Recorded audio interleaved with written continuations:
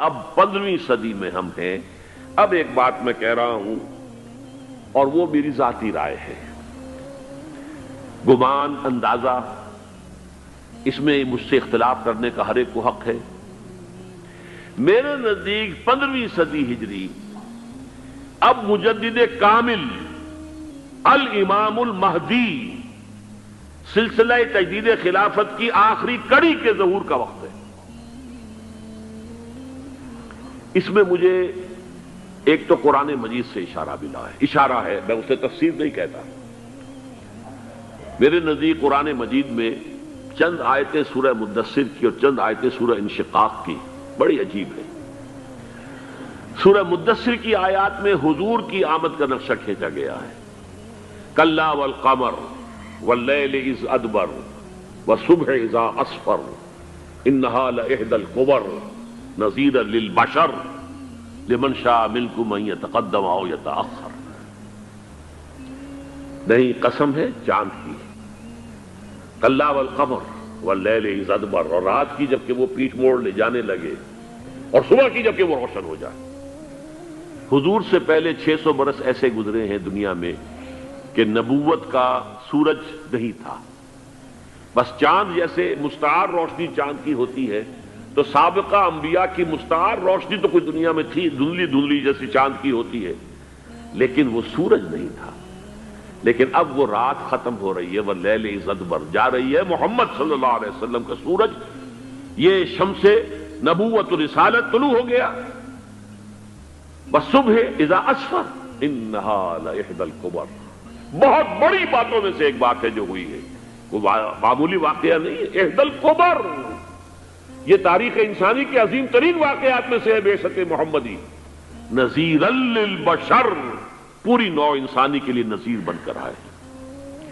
یہ تو ہے حضور کا معاملہ، لیکن اب جو معاملہ ہونا ہے دوبارہ، اس لیے کہ خلافت علی منہاج النبوت دوبارہ اب قائم ہوگی انشاءاللہ۔ حضور کے بعد میں آپ کو بتا چکا ہوں، خلافت راشدہ ختم ہونے کے بعد سے زوال زوال زوال زوال زوال زوال زوال زوال زوال، تھوڑا سا 2.5 سال کا 2 سال کا وقفہ آیا ہے حضرت عمر بن عبدالعزیز کا، ورنہ زوال زوال زوال زوال زوال۔ اگرچہ اس زوال کو 1000 سال لگے ہیں، یہ عمارت جو محمد نے بنائی تھی ایک دن میں نہیں گر گئی صلی اللہ علیہ وسلم، کھنڈر بتا رہے ہیں عمارت عظیم تھی، 1000 سال کے بعد پھر یورپ کے سیلاب نے آ کر اس کو گرایا ہے اور ختم کیا ہے، ورنہ 1000 سال تک سطوت و شوکت کے ساتھ امت مسلمہ تو موجود رہی ہے، چاہے اسلام جو ہے وہ حکومت کی سطح پر موجود نہیں تھا۔ بہرحال اب جو اس کا دور آیا ہے دوبارہ خلافت علی منہاج النبوہ کا دور، اس کا نقشہ سورہ انشقاق میں کھینچا گیا ہے۔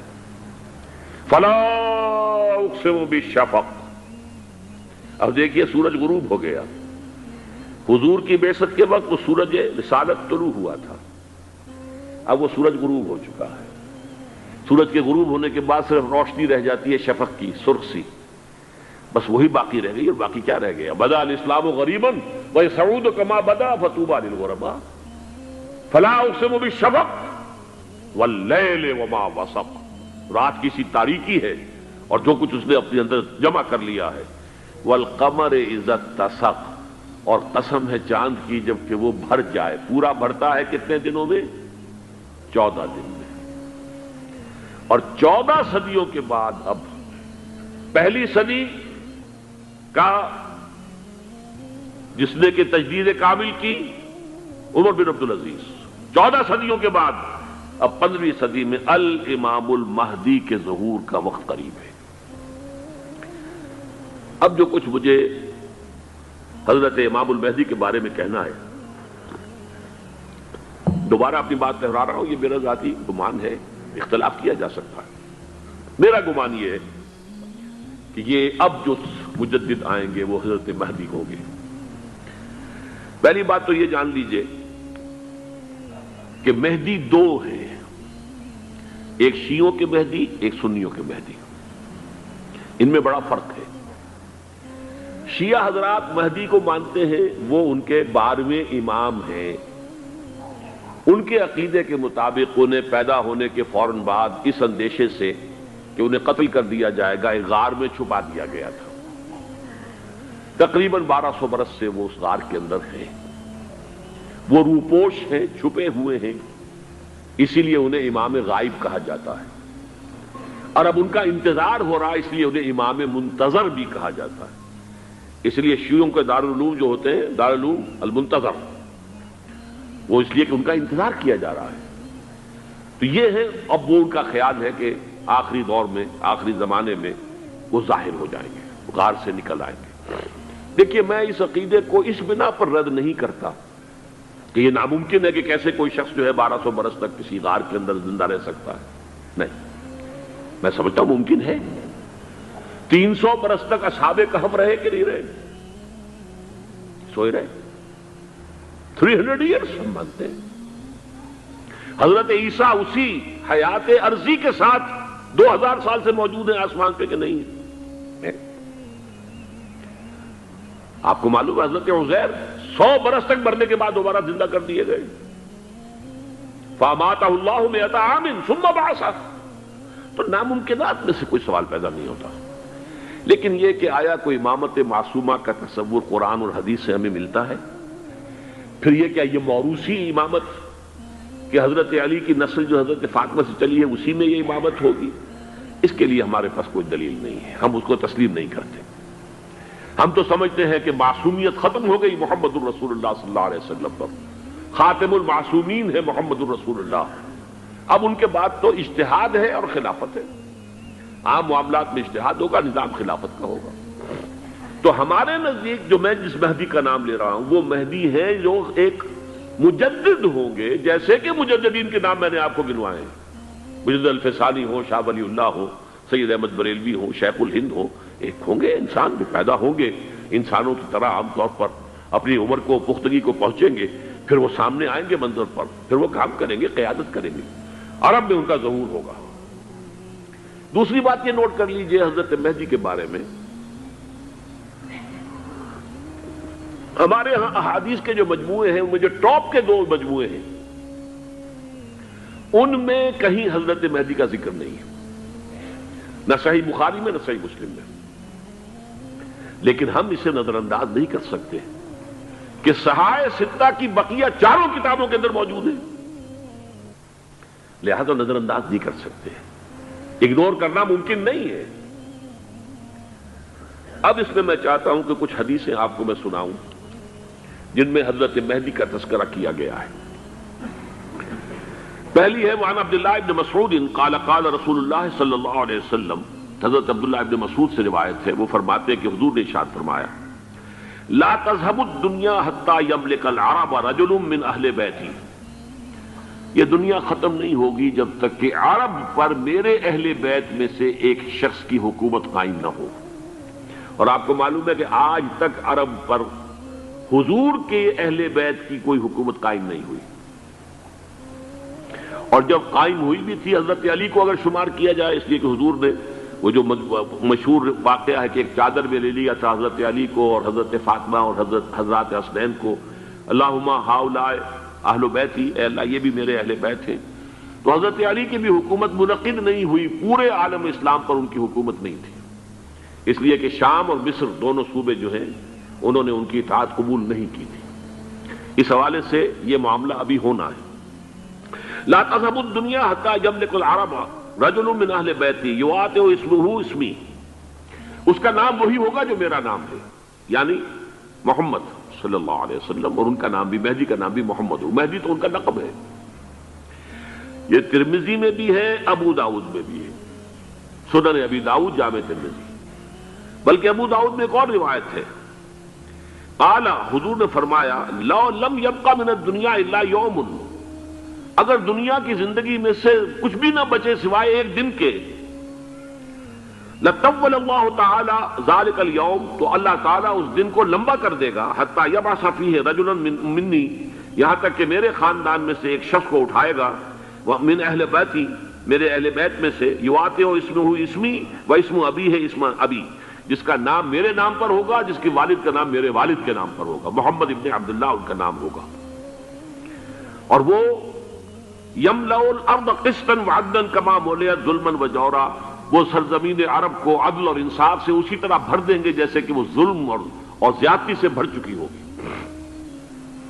دوسری روایت ہے حضرت ابو سعید خدری رضی اللہ تعالی عنہ سے، حضور نے فرمایا المہدی منی اجل الجبہۃ اقن الانف یملأ الارض قسطا وعدلا کما ملئ ظلما وجورا یملک 7 سنین، رواہ داؤد، کہ مہدی مجھ میں سے ہوں گے بڑی روشن پیشانی والے اور بڑی کھڑی ناک والے، وہ زمین کو بھر دیں گے انصاف سے اور عدل سے، جیسے کہ وہ ظلم سے بھری ہوئی ہوگی، اور وہ 7 برس تک حکومت کریں گے۔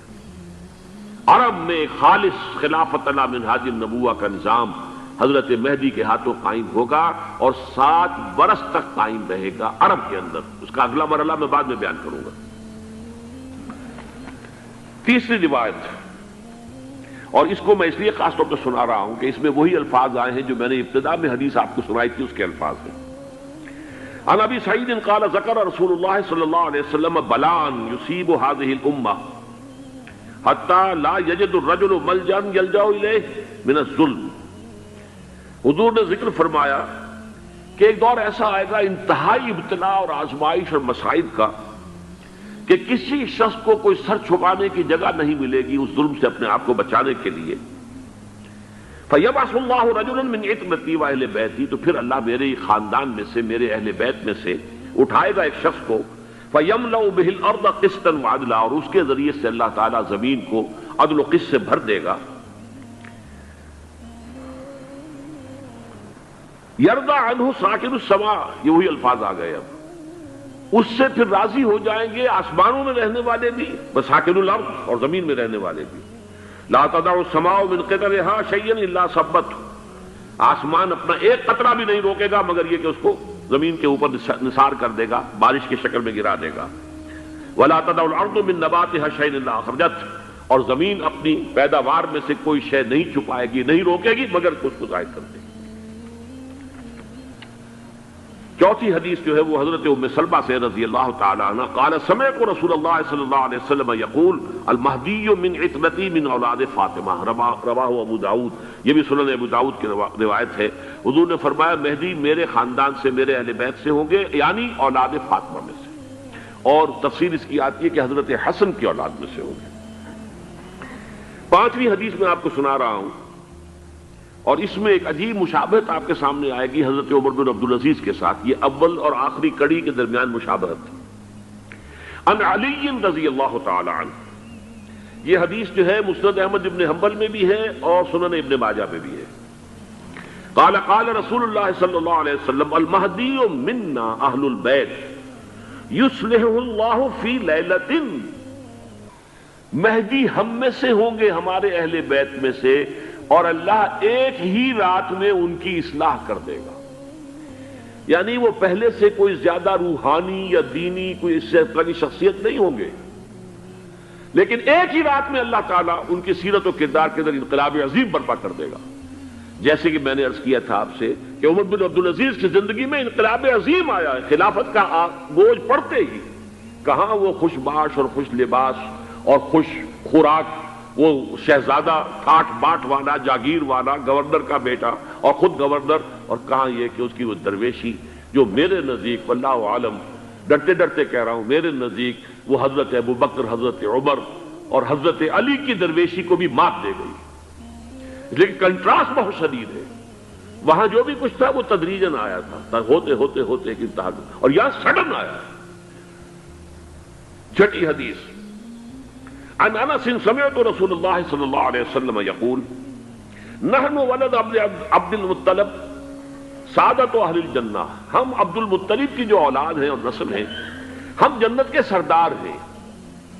اور پھر آپ نے نام گنوائے ہیں، انا وحمزۃ وعلی وجعفر والحسن والحسین والمہدی، میں خود اور حضرت حمزہ بنو عبد المطلب میں سے، عبد المطلب کے بیٹے، اور علی اور جعفر حضرت علی کے بھائی جعفر طیار، اور حسن اور حسین حضرت فاطمہ کے لخت جگر حضرت علی کے بیٹے، والمہدی، اور آخر میں جا کر پھر مہدی۔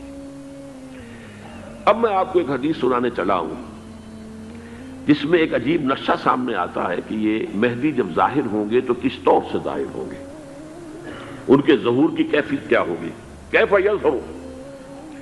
یہ روایت ہے حضرت ام سلمہ سے رضی اللہ تعالی عنہا، حضور کی زوجہ محترمہ ہیں، فرماتی ہیں ام سلمہ عن النبی صلی اللہ علیہ وسلم قال یکون اختلاف عند موت خلیفۃ، موت خلیفۃ، حضور نے فرمایا ایک خلیفہ کی موت پر اختلاف واقع ہو جائے گا، خانہ جنگی ہو جائے گی۔ فَيَخْرُجُ رَجُلٌ مِّنْ أَهْلِ الْمَدِينَةِ حَارِبًا إِلَىٰ مکہ، پھر مدینے کے لوگوں میں سے ایک شخص نکلے گا، بھاگے گا اور جا کر پناہ لے گا اور چھپ جائے گا مکے میں۔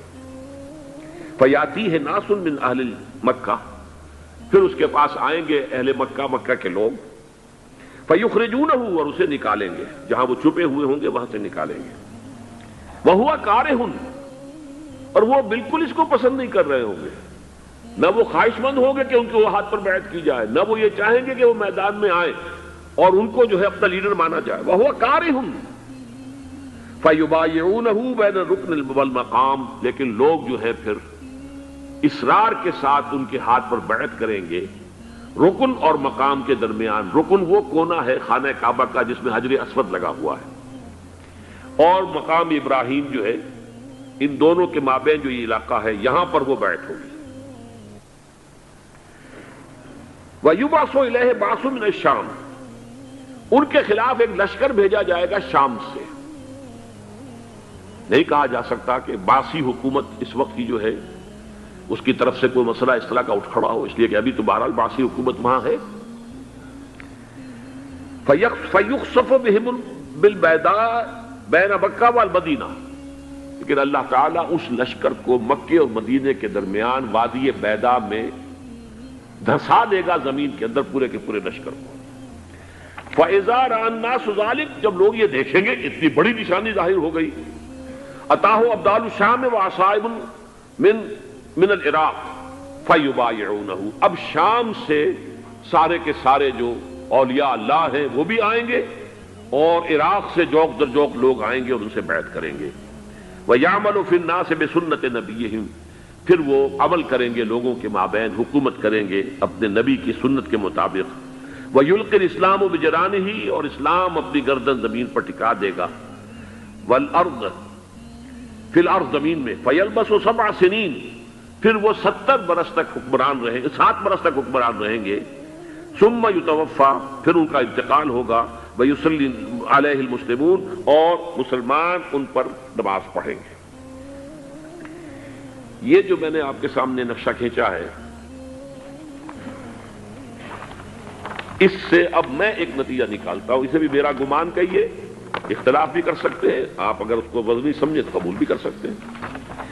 وہ یہ ہے کہ میرے نزدیک شاہ فہد کے انتقال پر لا محالہ یہ صورتحال پیدا ہو جائے۔ ولی عہد وہاں ہیں عبداللہ بن عبدالعزیز، امریکہ کو وہ پسند نہیں کرتے اور امریکہ انہیں پسند نہیں کرتا، یہ بالکل تش تش بام ہے۔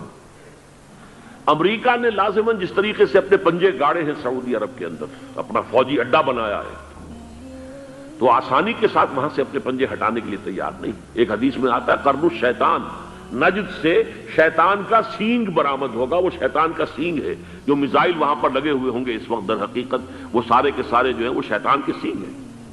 بہرحال کوشش وہ کرے گا کہ جیسے کہ اس نے جارڈن میں کیا، کتنے عرصے سے وہاں شاہ حسین کا چھوٹا بھائی حسن جو ہے وہ ولی عہد تھا، عین وقت کے اوپر آ کر، اور پتہ نہیں کیسی کیسی دوائیاں دے کر اسے لے کر آئے ہیں شاہ حسین کو، مرتے ہوئے کو تھوڑی دیر زندہ رکھنے کے لیے، اور وہ تبدیلی کروا کر جو ہے واپس لے گئے ہیں۔ تو یہ معاملہ ہوا ہے، تبدیلی کروا دی، وہاں تو ہو گئی آرام سے، کوئی بات نہیں۔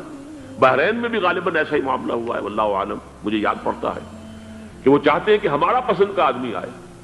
اگر سعودی عرب میں یہ کام کیا گیا تو اس کا لازمی نتیجہ خانہ جنگی ہوگا، اس لیے کہ وہاں کی روایت یہ بڑی سخت ہے، بڑی پختہ ہے۔ پھر یہ کہ وہاں جو ہے امیر عبداللہ جو ہے، جو وہاں پر اگرچہ سپہ سالار وہ نہیں ہے، کمانڈر ان چیف وہ نہیں ہے، کمانڈر ان چیف تو کوئی اور ہے، لیکن الحرس الوطنی جو ہے، نیشنل گارڈز، بہت بڑی فورس ہے وہ، اصل بیڈوین فورس جو ہے صحرا کے لوگوں کی عرب فورس، وہ در حقیقت الحرس الوطنی ہے، نیشنل گارڈ ہے، اور اس کا کمانڈر ان چیف یہ ہے امیر عبداللہ. تو لازماً یہ شکل جو ہے پوری ہو کر رہے گی. جیسے ہی یہ معاملہ ہوا شاہ فہد کے انتقال کا تو یہ اختلاف ہوگا، خانہ جنگی ہوگی، پھر کوئی اللہ کا بندہ جو ہوگا. میرے نزدیک میں آج سے کوئی 6-7 سال پہلے سالانہ اجتماع تھا تنظیم اسلامی کا راولپنڈی میں، میں نے اس وقت وہاں کہا تھا، اس سے ذرا اخبارات میں بھی کچھ وہ کنٹروورسی آئی تھی کہ میرے نزدیک امام مہدی پیدا ہو چکے ہیں، ان کے ظہور کا وقت قریب ہے. اور اس کی تھوڑی سی بات میں مجھے معلوم ہوا کہ جین ڈکسن غالباً نام ہے امریکن اس کا، جس نے یہ پیشن کوئی خبر دی تھی کہ 1962 میں عالم عرب میں ایک بچہ پیدا ہوا ہے کہ جو وہاں کا نقشہ بدل کر رکھ دے گا. یہ جین ڈکسن کی غالباً پیشن گوئی ہے. بہرحال مجھے اس کی پیشن گوئی سے کوئی دلچسپی نہیں ہے. میں تو جو احوال دیکھ رہا ہوں، یعنی اسرائیل کا قائم ہو جانا اور اس کے بعد اب یروشلم کا مسلمانوں کے ہاتھوں سے نکل جانا، اور اب گویا کہ وہ الملحمۃ العظمیٰ جو ہے تلی کھڑی ہے، کسی بھی وقت جو ہے یہ جو ہے وہ لاوا پھٹ سکتا ہے، آتش فشاں پھٹ سکتا ہے. تو یہ تمام حالات ایسے ہیں کہ جن کی وجہ سے میں سمجھتا ہوں کہ ایک تو جو قرآن مجید کے اشارات میں نے آپ کو بتائے، 14 صدیاں 14 دن میں چاند کا پورا ہونا، والقمر اذا اتسق، 14 دن میں 14ویں کا چاند. اسی طرح اب یہ 14 صدیوں کے بعد یہ صدی جو 15ویں صدی ہے، یہ در حقیقت ظہور امام مہدی کی صدی ہے. لیکن یہ کہ امام مہدی کی حکومت قائم کرنے کے لیے کون لوگ آئیں گے؟ عرب جو ہیں وہ اندر سے کھوکھلے ہو چکے ہیں. عیاشی نے، دولت نے، پیسے نے، دولت، پیسہ، عیاشی، اس کی وجہ سے کھوکھلے ہو چکے. یہاں میں آپ کو 2 حدیثیں سنانا چاہتا ہوں.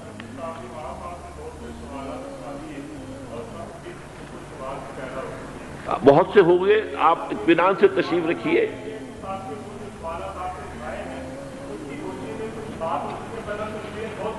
بہت ہوگی، بات ہوگی، آپ اس طرح صبر سے سن لیجئے. میں اب تقریباً اپنی گفتگو کے اختتام تک پہنچ رہا ہوں.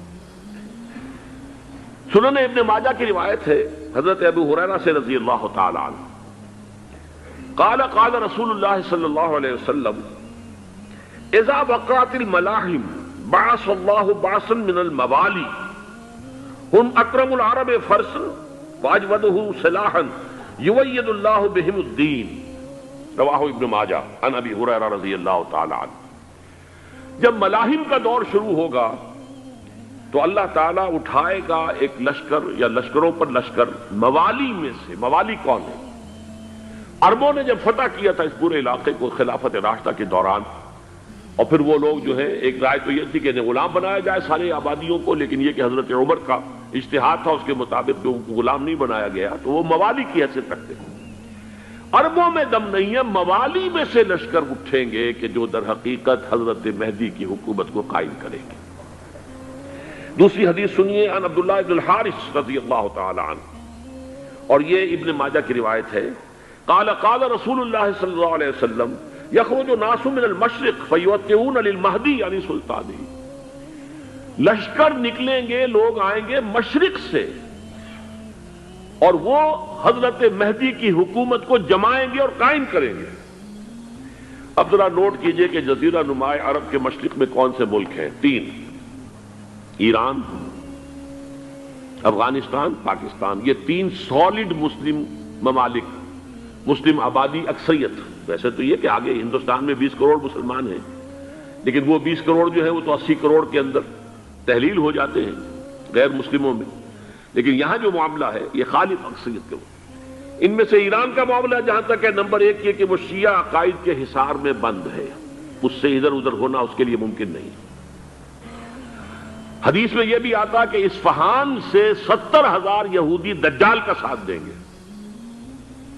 لیکن بہرحال خراسان ایک صوبہ ہے افغانستان کا اس وقت بھی شمال مشرقی کونے میں، مجھے امید ہے وہاں سے خیر کی، کیونکہ خراسان کا لفظ وہاں پہ شامل ہے. اور حضور کی حدیث میں بعد میں آپ کو سناؤں گا کہ خراسان سے فوجیں چلیں گی جو یروشلم کو دوبارہ حاصل کریں گی، فتح کریں گی. جیسے پہلے یروشلم کھویا عربوں نے تھا، دوبارہ حاصل کیا تھا کرد نے، کرد خون.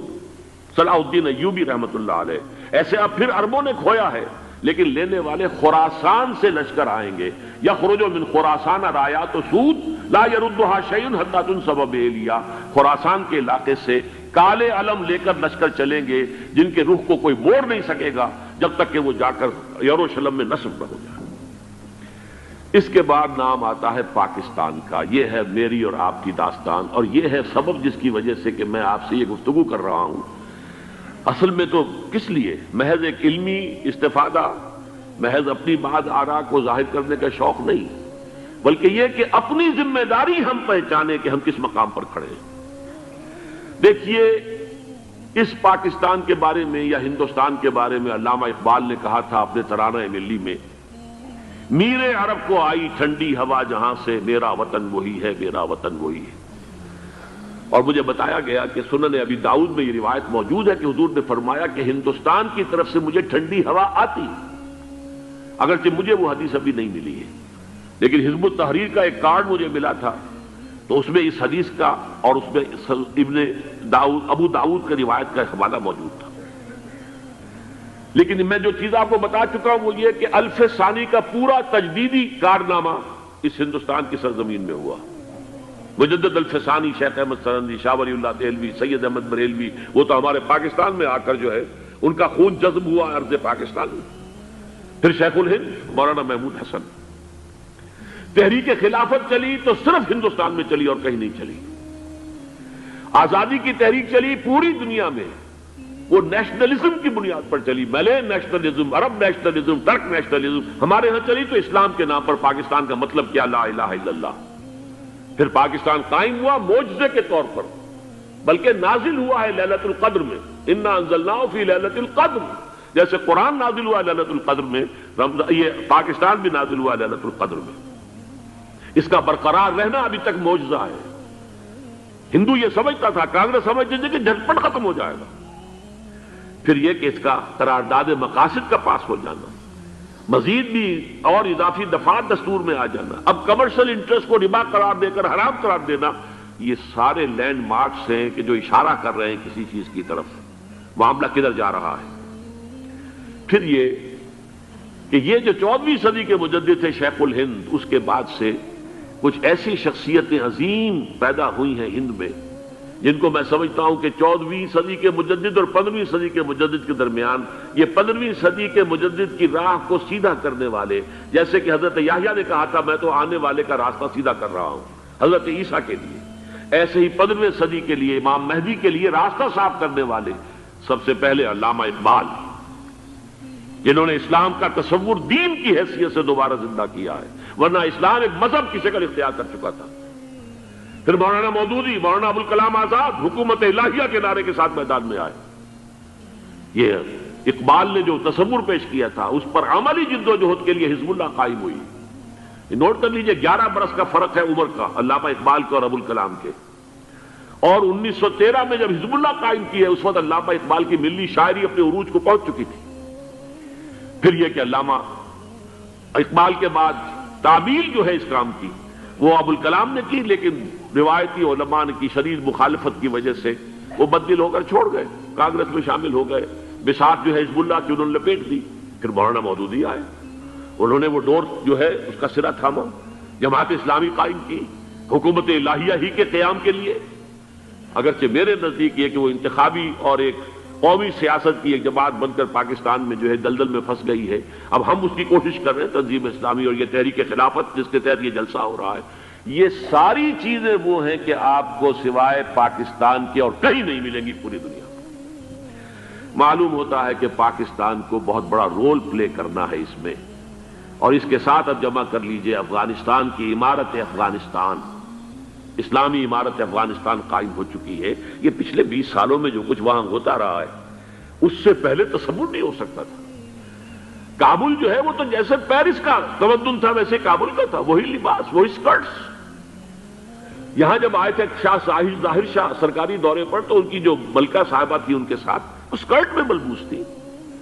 کابل جو ہے وہ بالکل ایک پیرس کی طرح کا شہر تھا. آج کابل جو ہے جا کر دیکھیے، علامہ اقبال کے فرزند بھی دیکھ کر آئے ہیں، تو اگرچہ وہ خود میں سمجھتا ہوں کہ خاصے انہیں آپ لبرل کہیں، آزاد خیال کہیں، لیکن اس درجے متاثر ہو کر آئے تھے کہ انہوں نے یہ کہا افغانستان میں جو میں نے حالات دیکھے ہیں کہ اگر 2-4 اور مسلمان ملکوں کے اندر یہ نظام قائم ہو جائے تو پوری دنیا مسلمان ہو جائے گی۔ یہ سب کچھ کیسے ہو رہا ہے؟ یہ آنے والے دور کی جھلکیاں ہیں۔ Coming events are casting their shadows before. یہ سب بتا رہے ہیں کہ پاکستان افغانستان کو مل کر اس میں کوئی عظیم رول پلے کرنا ہے۔ اور اس کے ضمن میں اب میں علامہ اقبال کے بارے میں آخری بات کہہ رہا ہوں۔ علامہ اقبال کے بارے میں عام یہ خیال ہے، انہوں نے اپنے خطبات میں مہدی کا اور نزول مسیح کا، حالانکہ میں کل پڑھ رہا تھا مولانا سید احمد اکبر آبادی رحمۃ اللہ علیہ کا ایک مقالہ ان کا کہ علامہ اقبال نے ابن خلدون کے بارے میں یہ کہا ہے کہ مہدی کا اور نزول عیسیٰ کا دونوں کا انہوں نے انکار کیا ہے، حالانکہ ابن خلدون نے نزول عیسیٰ کا انکار نہیں کیا، صرف مہدی کا انکار کیا ہے۔ بہرحال علامہ اقبال نے خطبات میں انکار کیا ہے، لیکن یہ کہ اپنی شاعری کے اندر میں چیلنج کرتا ہوں کسی بڑے سے بڑے اقبال شناس کو، ان کا یہ شعر ذرا سنیے: خضر وقت از خلوت دشت حجاز آید بروں، کارواں زی وادی دور و دراز آید بروں۔ خضر وقت، امام وقت، رہنمائے وقت، قائد وقت، خلوت دشت حجاز، حجاز کی صحرا کی کسی خلوت گزینی سے نکل کر باہر آئیں گے۔ میں حیران ہوتا ہوں علامہ کے اس فکر پر اور اس مصرے پر۔ یہاں انہوں نے شیعہ اور سنی دونوں کے کانسیپٹ جمع کر دیے۔ شیعہ کا کانسیپٹ یہ چھپے ہوئے کسی غار میں وہاں سے برآمد ہوں گے، اور ہمارا کانسیپٹ میں ام سلمہ رضی اللہ تعالیٰ عنہ کی حدیث سنا چکا، چھپے ہوئے ہوں گے وہ وہاں پر، مدینے سے نکل کر آ کر مکے میں چھپ جائیں گے۔ اس خانہ جنگی کی حالت میں لوگ ان کی طرف دیکھ رہے ہوں گے، سوچتے ہوں گے انہیں میدان میں آنا چاہیے، کوئی پارٹ پلے کرنا چاہیے، امت کی رہنمائی کرنی چاہیے، لیکن وہ چھپیں گے، وہ کارے ہوں گے، وہ اس ذمہ داری کو قبول نہیں کرنا چاہیں گے، جا کے چھپ جائیں گے مکے میں، وہاں سے مکے والے انہیں نکالیں گے، اور وہ کارے ہوں گے، انہیں بالکل یہ پسند نہیں ہوگا کہ یہ ذمہ داری اٹھائیں۔ تو خضر وقت از خلوت دشت حجاز آید بروں، کارواں زی وادی دور و دراز آید بروں۔ کارواں جو چلے گا ان کی مدد کے لیے اس وادی دور و دراز، اس عظیم وادی دور و دراز، یہ وادی سندھ ہے۔ وادی سندھ جو ہے ہم سمجھتے ہیں کہ صرف یہ پاکستان اور پنجاب جو ہے یہ اس میں شامل ہے، سندھ اور پنجاب نہیں، افغانستان کا پورا مشرقی علاقہ اس میں شامل ہے۔ جیسے دریائے جیلم سندھ میں جا رہا ہے، جیسے دریائے گلگت سندھ میں آ کر ملتا ہے، جیسے دریائے چناب اور راوی اور جیلم اور یہ سب جا رہے ہیں اور آ رہے ہیں، اسی طرح دریائے کابل کہاں سے آ رہا ہے، دریائے گومل کہاں سے آ رہا ہے، ٹوچی کہاں سے آ رہا ہے، یہ سارا جو ہے ڈرین جو ہو رہا ہے، ایسٹرن جو ہے پارٹ آف افغانستان، یہ سب وادی ہے۔ اس وادی کے یہ دو حصے ہیں، ایک حصہ جو ہے یہ ادھر پاکستان میں ہے، اور اسی وادی کا دوسرا حصہ جو ہے وہ افغانستان میں ہے۔ کارواں زی وادی دور و دراز آیت بروں، کارواں چلے گا یہاں سے، یخرج ناس من المشرق یؤتون للمہدی، یعنی سلطان ہی مشرق سے فوجیں چلیں گی کہ جو مہدی کی حکومت قائم کریں گی، اور یخرج من خراسان رایات و سود، اور خراسان سے سیاہ پرچم چلیں گے کہ جن کا رخ کوئی موڑ نہیں سکے گا، حتیٰ تنصب بیلیا، یہاں تک کہ وہ جا کر یروشلم کے اندر نصب ہو جائیں گے۔ حضرات، میں ایک میری گفتگو کا حصہ باقی تھا لیکن میں اسے چھوڑ رہا ہوں، اس لیے کہ گلوبلائزیشن جو اس کی ہوگی، جو خلافت علی منہاج النبوہ کی تجرید کامل حضرت مہدی کے ہاتھوں عرب میں ہوگی، اس سے پہلے اس کے لیے محنت، کوشش، جد و جہد پاکستان اور افغانستان میں ہو چکی ہوگی جو اسے سپورٹ کرے گی اور وہاں جا کر حکومت قائم کرے گی۔ اس کے بعد گلوبلائزیشن کا جو مرحلہ اس کا ہے وہ حضرت مہدی کے ہاتھوں نہیں ہے، وہ حضرت عیسیٰ ابن مریم ان کے نزول کے بعد ہے، جن کے نزول کے بعد دجال کا خاتمہ ہوگا اور یہودیوں کا استحصال ہوگا، مسلمانوں پر بھی بڑی تکالیف اربوں پر آئیں گی، شدائد آئیں گے، لیکن یہ وہ میں حصہ جو اپنی گفتگو کا آج چھوڑ رہا ہوں اس لیے کہ میں دیکھ رہا ہوں کہ بعض حضرات کا صبر کا پیمانہ اب لبریز ہو رہا ہے، تو میں اس حصے کو پھر ملتوی رکھتا ہوں کسی دوسری محفل اور کسی دوسری مجلس اور نشست پر۔